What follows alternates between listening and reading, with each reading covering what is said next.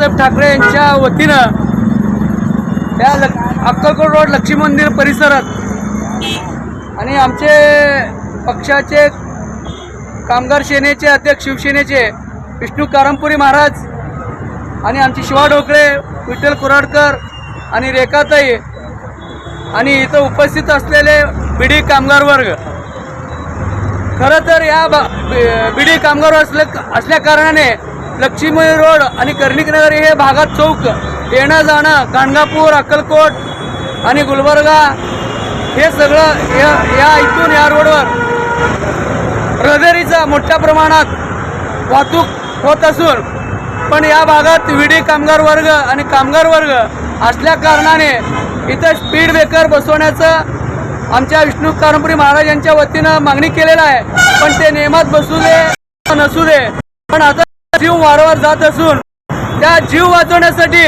त्या सरकारनं काय करतं उपाय म्हणून इथं आम्ही उपोषण करण्याचा ठाम भूमिका घेतलेला आहे।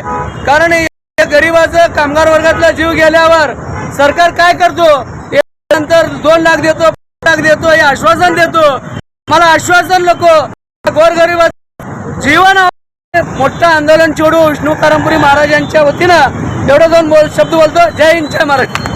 नवनवीन बातम्या पाहण्यासाठी SB न्यूज चॅनलला लाईक करा, शेअर करा, सबस्क्राईब करा।